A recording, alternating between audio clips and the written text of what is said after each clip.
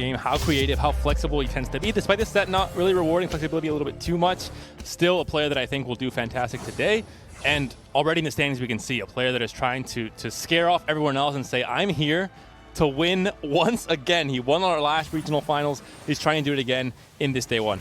I love that. We're starting the last game of the day with an offensive carousel, going right in, getting those bows, getting those BF swords, getting everything we wanted, maybe a rod if that's what you're looking for. I love it.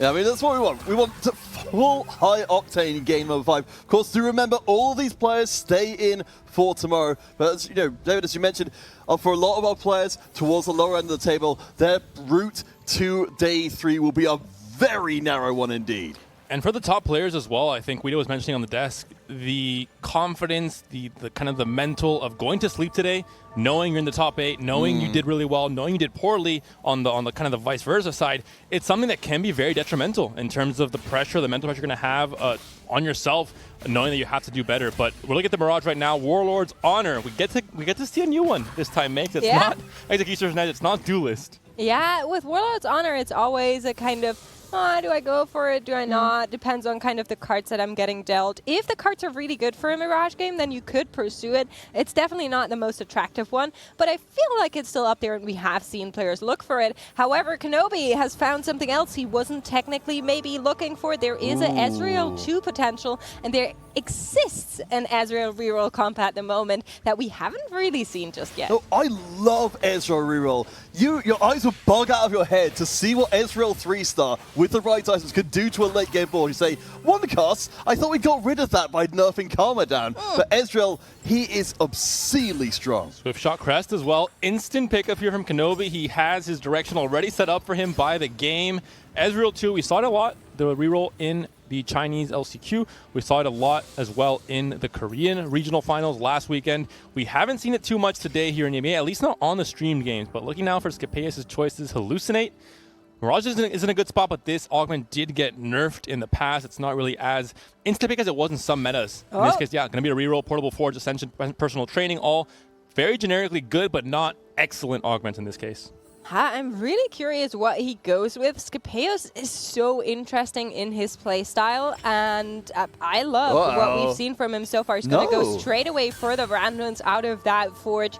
He's played without augments in the past. I'm not going to let him live that one out. So definitely a player you need to respect because he does stuff and then other players try to copy him and it doesn't work, but it works for him. So very, very interesting. Keep an eye out for that one. As we see on the side of Sonar, there's going to be a Better Together picked up once more. And this could be a clear direction towards that Seraphine Graves comp. We saw Dasik playing Rengar in the last game, and it definitely worked out very well for him thanks to that triple Zeeks he picked up off the PV round. You mean the one after he died right away? He was still third place, Max. Okay, that is a good result in this tournament. These are the best players in Europe. Due to the Zeeks. He got there before. Anyway, something interesting, also happening. We see the augments coming on the left side of the screen, and Lelouch actually went with the Mirage Crest, and that surprises me. I think Mirage is in a good spot. Luan Bean, showcased that in the last game. Nunu got a buff recently as well. I think Mirage is not in a bad spot in this current meta, so I'm not too surprised, especially with this start as well. Warlord's Honor is a very good vertical trait for Mirage because of the amount of stats you get from the Warlord's Honor itself. And we're seeing it here. You have a good start for it. You have already the 4 Mirage online, so you can snowball these stats early on. And Yone with the Rage Blade already, that can become a Deja or can just be a Yone game instead.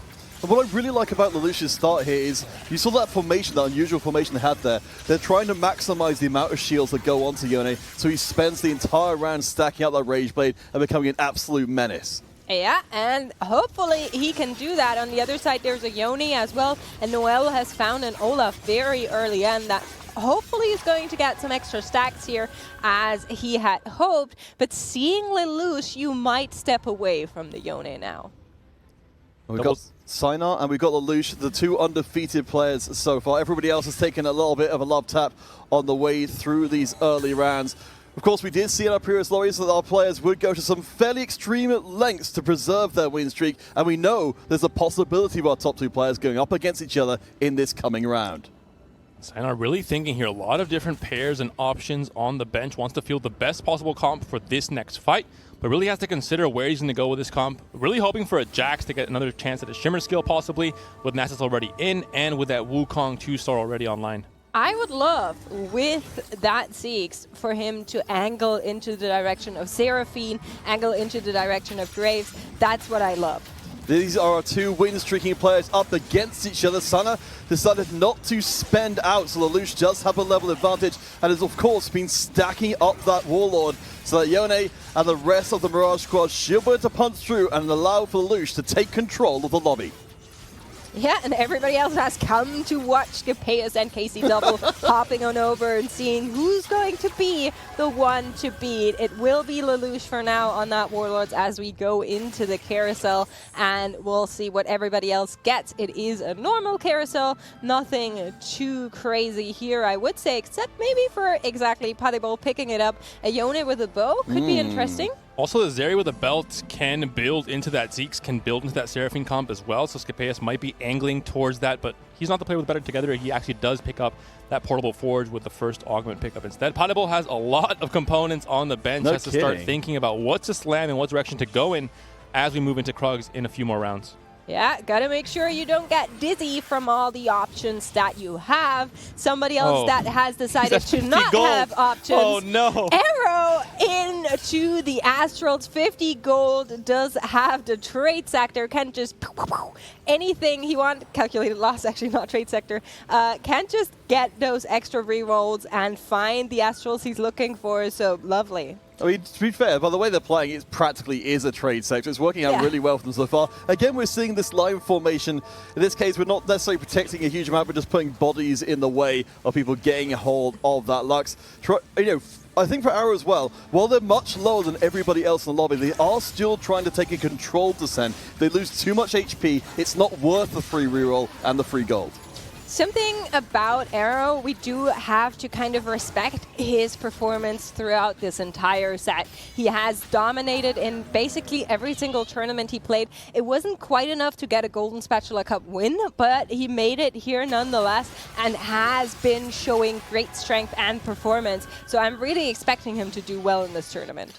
Yeah, for me, Scarambez, Arrow, and Darkest, the three players that I think are most improved and that kind of surprised all viewers, casters, everyone on the talent desk, but also all the top players as well have said it multiple times that these players have not come from nowhere, but have really elevated their game much faster than anyone else in Set 7. We were discussing this before the tournament even began, that we're really getting to see a lot of those same names coming through. I know that a lot of people have been discussing what's the value of tournament experience. Is that something you just can't get anywhere else? We get to see that on full display here.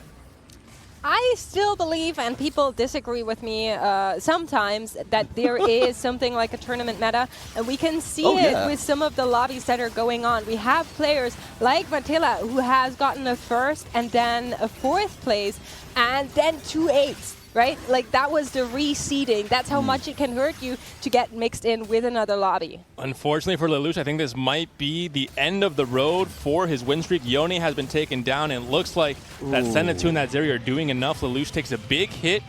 That being said, still has all those Warlords honor stacks on these Mirage units and still going to be in a pretty good spot to move into Shimmer Skill 3 with Volibear and Jax online. You have the board strength, you have the econ now as well. And Lelouch, this might be a throwback to Game 2, where he was able to pop off so much with that Yone carry. And I really like this as well, because otherwise, when you've lost your win streak just going into Krugs, you've lost a lot of money on the board straight away. You can't then build up your board to keep a win streak going. So instead, you're going to sit back, let the economy flow in instead from a Leslie Big Gem, and settle up for another win streak a little later down the line. Yeah, speaking of setting up things, we hop back over to Arrow, and looking at the right side of the screen, he's not getting competed on those Astrals. So with the gold he has racked up, we're in for some exciting pickups of units, hopefully. Maybe a Fast 9 angle finds a Deja and a Siphon as well. If he wants to slot in this Deja just to get a nice damage carry here, can take out the Zyra. Can maybe go level 7 at 3-2. I wouldn't be too surprised to see that happen, to be honest, if he does end up picking up this Deja. But going to slam the Archangels for now onto the Lux. Could slam the Onyx Spark as well onto the, that's going to be the case on the Sylas. And similarly to the last game with Travis, Sylas 2 is going to be very, very important to hit here if you want to stabilize even further in Stage 3. The Whispers will allow the front line to be cut through, though Ionic not playing terribly well with that. We'll see how they do up against Lelouch. No longer on the very top of the world, but again, economy up. We're not expecting to see them do super well. Bear in mind, of course, Arrow is on a pretty large loss streak. They're on 50 gold, so they've got the gold flowing in. I imagine they wouldn't be too unhappy if they take a relatively narrow loss. Determined Investor is the Shimmer Skill item. We just saw it there on Lelouch's board. So another good one to have if you get Shimmer Skill early on. At the latest, maybe midway through Stage 3. So I think Lelouch is still in the clear to pop at Diamond Hands for Stage 4 when it really matters most. Oh, that looks stacked up. This is a good loss. This is a good. This is amazing. This is the best result possible. Best case for Arrow. What? Yeah, the calculated loss. You have the 6 loss streak now as well. You pre-leveled. You're not buying the Danger. You're going to stick to the Astrals instead. No. Oh, no. No! Not again! I mean, Travis got top 4. Maybe yes. we're kind of, you know. We're in a situation where they have preparation in a reroll comp. This seems wild. I mean, I know that they are on a loss streak right now, but again, presumably, they're not going to even get used out of this last stand until massively further late into the game. Prep did get nerfed, and Travis got 4th last game, and this is an infinitely better spot here from Arrow with the current gold he has. He has so much more econ to work with. Also, you don't necessarily want that preparation on 3-2. You would have very much liked that as first Augment, where you can actually get all of those stacks. His board isn't super built out just yet, but it would have made it so much easier. He now, soon enough, will want to stop that losing spree that he is on and find those upgrades, so it will be super hard to get the stacks if he had gone for preparation. While I hate it, I respect the last stand pickup here. Let's check out with Noel, who is currently on top of the scoreboard, has got themselves the best together, putting out a very strong front line and a secondary shielding option from the Vow as well. So a very hard board to take down. And again, it's of course our friend Yone stacking up. Unfortunately, they don't quite get the shielding they need. I think this might actually be another loss streak torn for a player very close to the beginning of Stage 3. And 3 players now with better together. We're going to see where they end up taking this. Obviously, the optimal pairing of Augment and Comp is with the Seraphine Graves comp. That being said, Seraphine Graves can obviously not support 3 different players trying to find those 4-cost carries and trying to 2-star them, especially to stabilize their boards in Stage 4. Yeah, we can see the augments on the left side of the screen as well, just glancing over it. I really like the Swift Shot Gadget Expert that we're seeing from Kenobi. Last time we checked in with him, he was on an Ezreal angle. That has now shifted. He has put that Swift Shot emblem onto the Yone. Yone one, not necessarily great, but it's a comp. Well, the problem we've had is, as we've seen from everyone else, is using Yone as an item holder, as a defensive damage dealer. Kenobi, they've got the right tools. They're in the right spot. Unfortunately, the lobby is griefing them. The lobby is griefing them. But yeah, I guess. So that Twitch will try to do its best. On the other side is a Senna, but I don't think the Senna has what it takes. Kenobi finds another win now on fire as we go into the carousel. And looking at the right side of the screen, slowly but surely the HP totals are separating. Let's see what Potable is doing. Has 2 very generic augments with Salvage Bin and a component grab bag. Not sure exactly what route he is taking with this comp, but Travis, or Arrow rather, we know why he's at 42 HP. He had that Astral start, he was leaning into that lose streak, but Potable, if this wasn't intentional, let's say, if the lose streak wasn't, something he was chasing, he might be in big trouble. Has 2 tiers open and a sword. If he's not leaning into AP, these are going to be dead components, essentially. So we're going to see what exact comp he's playing and what he might be going for going to Stage 4. No, we know Potable, one of the players we were looking at very closely coming in, as a player who's got a ton of experience behind him. We talk about, the experience buff coming in. They definitely feel like a player who's got much more to give. It just hasn't quite happened for quite a while. So right now we have Noel and Sinar both on a spatula that they could use. I'm very curious to see where these go. But Potted Ball just hit a Pantheon 2, if I saw that correctly, which should be a big upgrade for his board. Kenobi as well finds the Yone 2, can slam the Titans, not necessarily best in slot for Yone in the current meta, but still definitely a pickup that can happen. Will only really benefit one of the 2 slashes, the other one being magic damage, so not really benefit as much, which is why you normally just want to lean into attack speed for Yone. Certainly, I suppose, given the fact that we've not really hit where we want to for Kenobi, at least, well, to be fair, Kenobi is on a win streak right now, despite the fact they just got the Yone, and now they're not even actually going to complete the Titans. Instead, going to hold out for maybe something a little bit better. Maybe like the Edge of Night, we see it to be incredibly good when you've got this one central carry. And Noel actually made a Guardian emblem out of that spatula here, bringing us all the way back to the start of this tournament day in the very last game. We're going to get a little bit of a Guardian splash with that Better Together Solari. Just going to do so much shielding. Oh boy, it's pretty obnoxious, but what we've already established, Megs, for our previous games is, while shields are good, Yone is better. Okay, I thought you were going to say, well, shields are good, damage is better, but I guess that's the same thing. Way of putting it. Noel being able to hit that Yone too, sending a clear signal to Kenobi, who's now hopping over to check what's going on here. And both of these players are beelining for the Yones. That could be a problem. I'm wondering now what Arrow is going to be doing right now as well, because he's at 32 HP. That's a tough spot to be in. It's very similar to Travis, of course, has the last stand, so we'll have that second chance. But all in all, going 8, so foregoing that reroll strat that Travis tried to emulate instead with that 3-star Lux, instead just trying to use the Astrals as an econ trait, not necessarily use the Astrals as a final comp in this case for stage 4. I'm wondering what Lelouch is on, because the last time we saw him, he also had a Yone with the Warlords. So I feel like these players are cannibalizing each other just a little bit, with everybody trying to get some Yone slashy boys on their board, and that's not going to work out in the long run. Similar to, like you said, Arrow's comp doesn't look like it's going to work out in the long run if he can't find these upgrades soon. Well, it's a kind of similar situation to why we're not maybe seeing the Kaiser coming through, at least as a reroll composition. If people are cannibalizing your units as a temporary measure, it doesn't help you in the short term because they've still got them. If they throw them in the mid later on, it doesn't matter. Yeah, and here's an upgrade that was desperately needed for Arrow. He finds that Silas too, which should give him a much beefier front line and allow that Lux to actually do damage. We'll see if he could find a blue buff here, if this could lean into Acel. He has so much gold to work with. He's not leveling to 7 here. He's leveling to 8 on Wolves. That is, and there's a blue buff as well. There's the possibility of a Rage Blade or just having the Rabadons as well. So the AP items are already pretty much set in stone. If he wants to go for the Acel here, which I think he will want to at this point, finds the Jace too as well. Huge upgrades. The Silas and the Jace give him so much survivability. And has to now be thinking, do I want to go level 9? I mean, you're definitely not healthy enough with 28 HP. He has to find a way to find power in these next few fights. And we're going to slam in the Morello straight away. So, yeah, at least Jace now steps up as a secondary tank for the comp. We are going to be seeing the blue buff put in, which is said seems like a great switch across to the Aurelion Sol and the Gwynces as well. Arrow knows their climb has to start right here and now. Time is running out. There seems to be yet another player looking for Yone, looking for Warriors and Olaf, because we just saw the traits come in on the right side of the screen, and Padebo had Scale Scorn as well as Warriors equipped.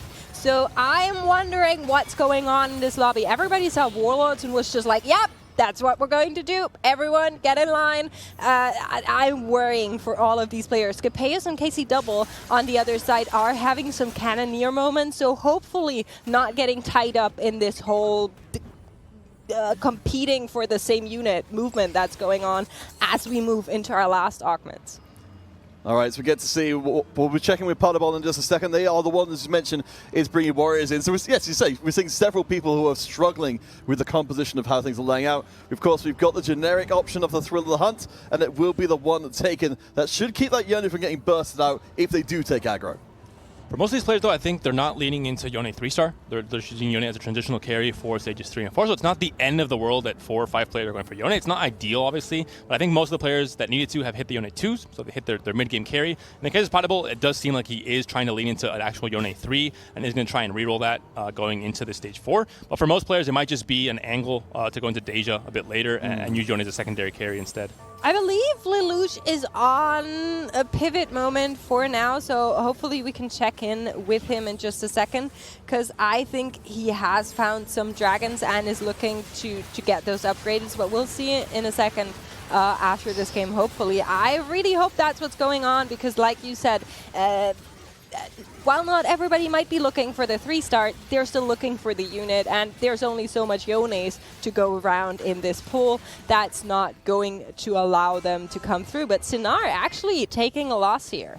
Yeah, and of course we talked about the Better Together being everywhere in this lobby. We thought it would be the Graves comp that was going to be contested, but instead it actually has happened for Sinar.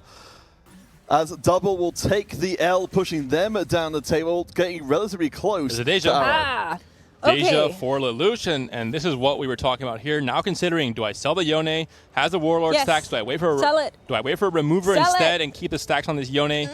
It's There's only a Yone no 1, way. so it There's makes no it way. a little bit less likely to keep this into the board right now, especially considering how contested he is, as Mace That's has what I mentioned. mean. on It's the so Yone. contested. He doesn't have Yone 2 now. We'll listen, though, and sell it off. And I think that's the right play here. There was no way you were going to get that. And if you were going to get it, you were going to get it very late. The Deja is a much stronger option to look into mid and late game. I mean, yeah, we've got the dual Lotus as well. You know, this is going to be a really hard hit in Deja. Of course, the big, yeah, as you say, the big problem here is you need to get the wins in to get those stacks through. Double is, of course, looking to try and arrest their descent. So they are the other player who is going with the Sinar, who has gone towards the Graves. That cast, this is from an unstacked Deja, and it rips the board apart! Yes, that's exactly what we wanted to see. Deja doing Deja things with that Warlords, and that's why he needed to sell the Yone. I will not take any other opinion on this as we go into the carousel.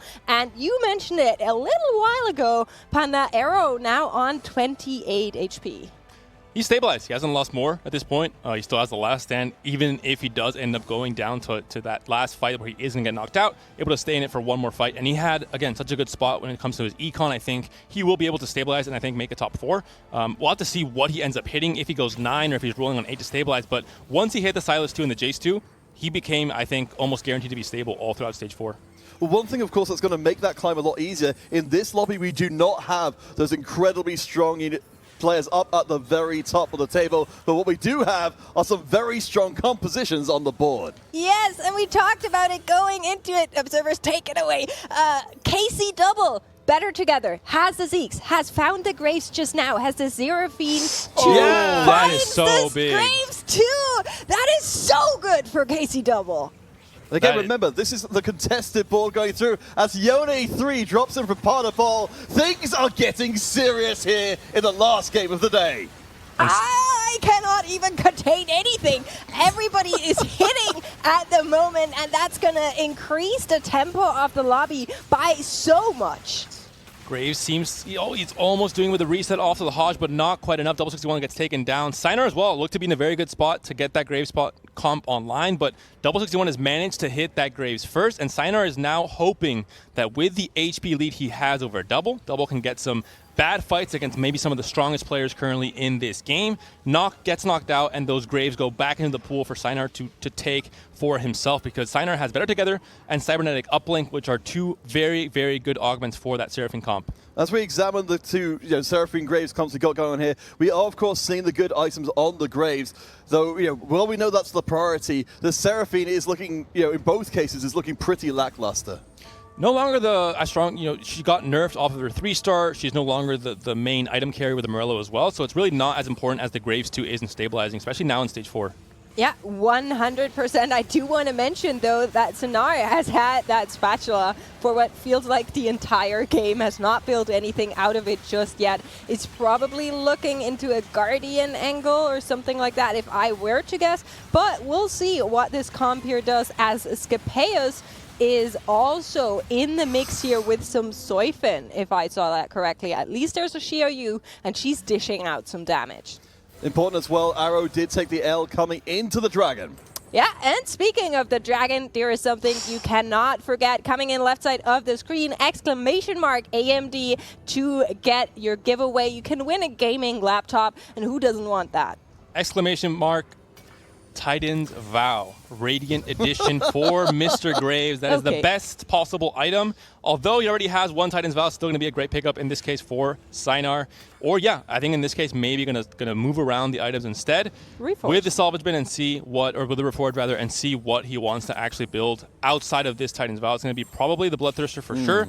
And I think, I thought it was going to be Deathblade, but no, going to be the Runans instead. Giving the Deathblade to Zeri as that tertiary item carry.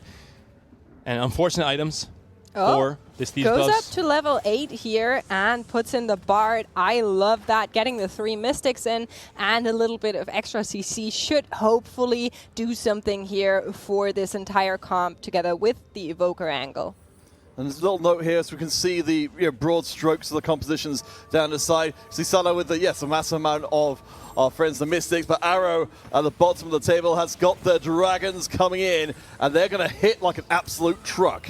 And when this last stand procs on these specific units that are oh so strong already is going to be massive, but he has to find a few key upgrades first. He has no gold to roll with, needs to have those natural level 9 shops to help him out and get the Shyvana 2-star at least, especially a Shyvana that has 2 items on her already. Yeah, that Graves that Casey Double has is going to hurt a little bit. Will not knock him down into the last stand, but Kenobi and Arrow now both down to single-digit HP. You can see that he is still rolling. Arrow is looking to find just any upgrade here, and Kenobi can't even do that. Is one Xayah short of an 8-guild Xayah comp that really is a little bit lackluster in the upgrades that you're looking for. I'm really surprised at this as well. I wasn't expecting to see people going into the vertical guild after the the nerfs to Twitch, the nerfs to the 7 and 8 guild. It's definitely a step less strong than it was before, but this is a pretty solid setup. Against our TFT though, they've got themselves some heavy hitters. We have got Yone with the Radiant RFC on the back line just tearing through. We know exactly how that tends to end up. I think this is going to be a very short stay for Kenobi. They're losing all their units at a rapid clip, and unfortunately, Guild just isn't the Guild it used to be. Yeah, to be fair, that Xayah is putting in some work and trying to take out anything else, but she will not take out the Yone, and he will get knocked down to 2 HP. We need to check in with Arrow real quick, because I think that's the last stand that has procced. Yeah, there it is. So last stand on the Dragons, Soraka 2. Okay, I take it. This is amazing. You can now climb back up and keep hold of your last stand buff, potentially moving yourself out of a single kill position. Still a lot of 1-star Dragons though, which can be in big trouble with burst damage like Graves 2 coming online, fully itemized for players like Sinar and 61. It's going to be tough. We're going to see, especially there are a few Dianas as well that can access his ASOL right away.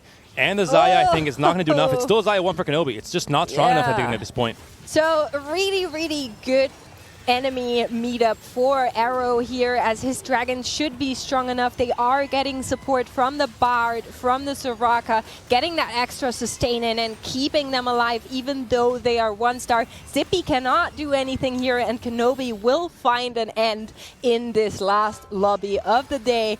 Arrow gets to move on, and now Casey Double is meeting him down there on those single-digit HP as well. Yeah, I was going to say, this is a round which we could have easily seen almost the bottom half of the lobby drop out entirely. Instead, both of them holding on. Now Scapeus, Sinar, they are in the potential danger zone. 2 losses, and they're out of there. A Double and Arrow can climb up towards the top 4.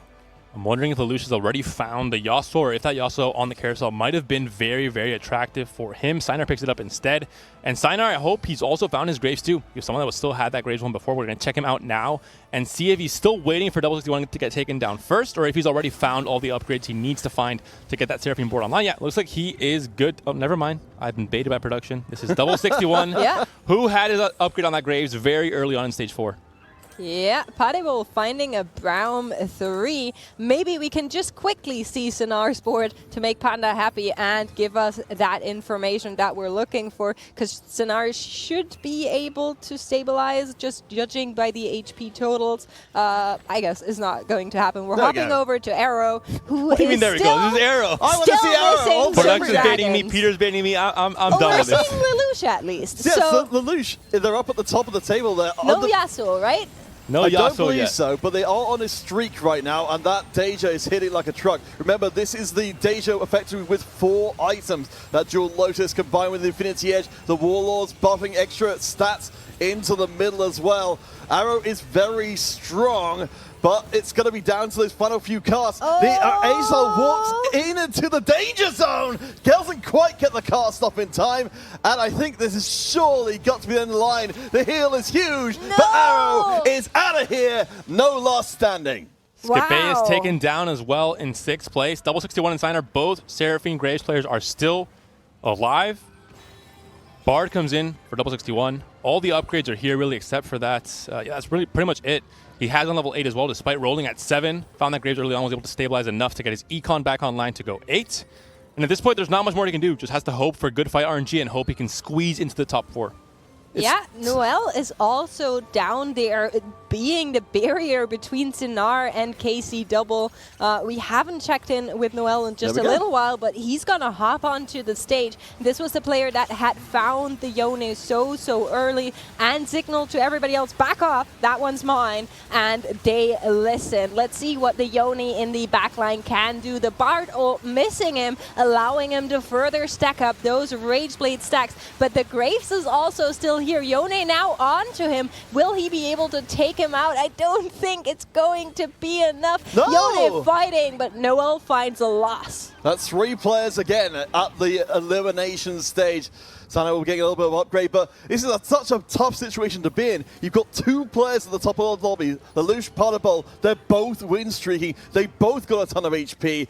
These 3 remaining single-digit HP players are praying they get good matchups. Third tank item here for the Zac. Not too bad for double 61. I am still wondering if Sinar has hit his Graves too. Hopefully we can find out. See what? Yeah, there it is. There's the Graves too. Titan's Vow as well, so I think very strong, but lost that last fight.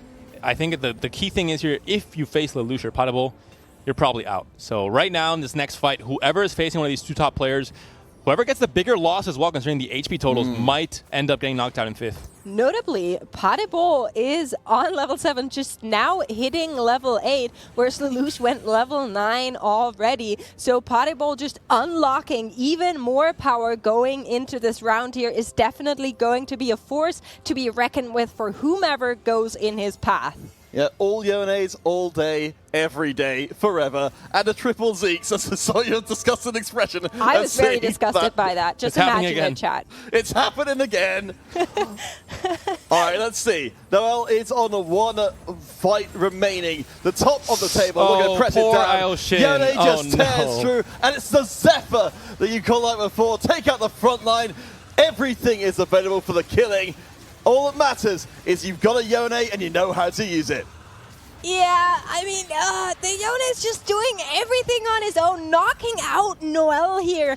And KC Double might be in for the same treat. Or actually, he can take out Sinar here. Graves from him survives. This was basically a mirror match for these 2 players. But Sinar able to get into those top 4, which are so important in this tournament. This is what we were talking about. Whoever got that bad matchup will get the bigger loss and will end up 5th because of it. In that case, it was Noel, unfortunately, minus 14 for him. 5th place for the Hungarian player. Sinar ends up with a minus 6, ends up 4th for Turkey, who overall has had a very good day at TFT, I think, with Darkest, with Ging, and with Sinar as well. Yeah, Sinar is Turkish.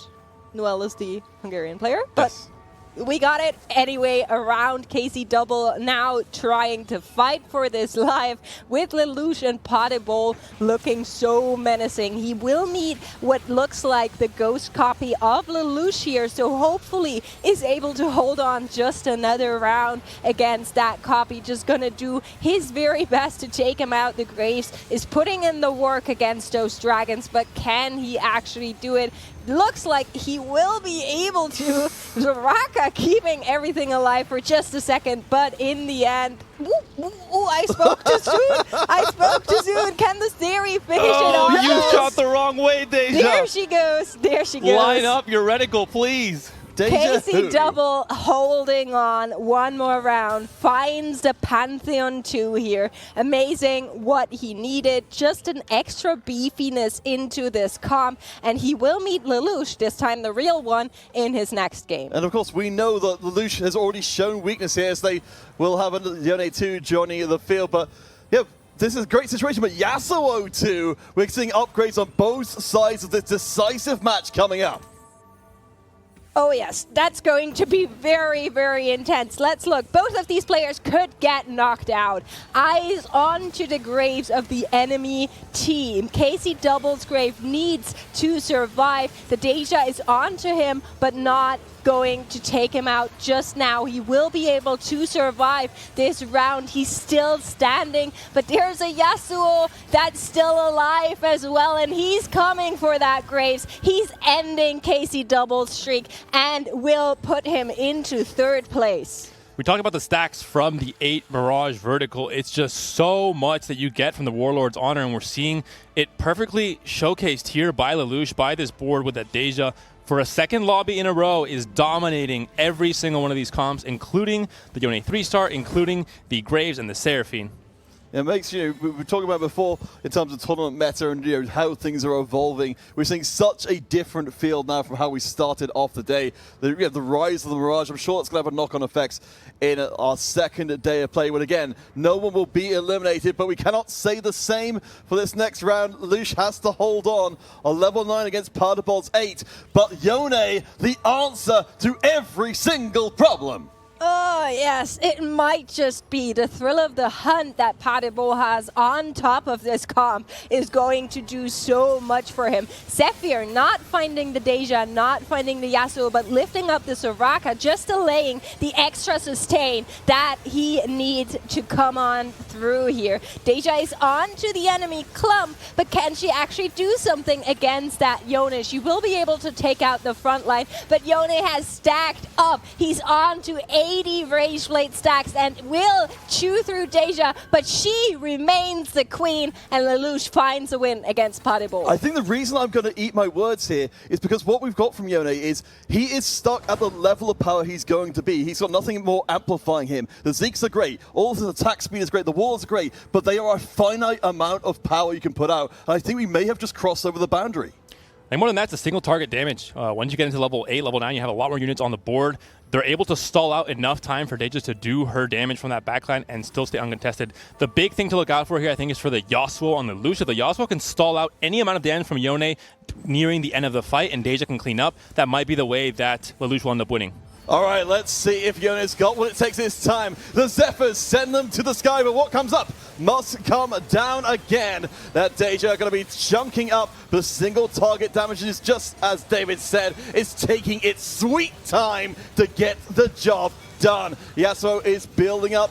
Time and time again, the Olaf is buying a little bit more time. Pantheon into the back line. Yone gets a little help from their friends. The damage comes in, but Lelouch holds on.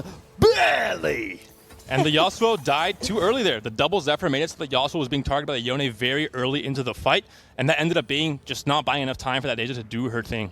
Yeah, and we are on to the little treasure crab, and that's going to give us some tanky items coming through here. How are we feeling about these, Panda? The Sunfire is going to be okay here on to that Ida's get that third tank item online. And looking at Padabol's board, I mean, it's Dragon Claw. You're facing a Deja. You want to have more stall for that magic damage. So again, both players I think can be happy with what they have here. I'm not sure if there's any more anti-heal already on the comp here for Lelouch. I believe it's not the case. So yeah, both players can be definitely happy with the items they've picked up here. I would disagree with that very strongly. I am not happy with a Sunfire Cape at this point. A Dragon's Claw's amazing. The Sunfire Cape doesn't do anything. It provides anti-heal for the opponent's front line. It provides anti-heal in a small circle around it. The Dragon's Claw makes that Braum completely unkillable. You could get an item that just doesn't work at all for your comp, though. I mean, what happened? Beggars can't be choosers. It's still a tank item for an item that's missing a third item. I'm going to interrupt this segment here as we go into what could be Lelouch's final game. 2 Zephyrs coming in onto the backline will not hit the Deja, but will it be enough for that Yasuo to survive? He's just slicing and dicing about getting knocked out by the Yone, and that could just be the fatal end for this Mirage comp. The Deja is still going strong, but she will also find her end. And Padibol takes game number 5, the final game of the day. And I would like to say who was standing at the end of the round. It might have been our friend Braum with that Dragon's Claw. I think that was an extreme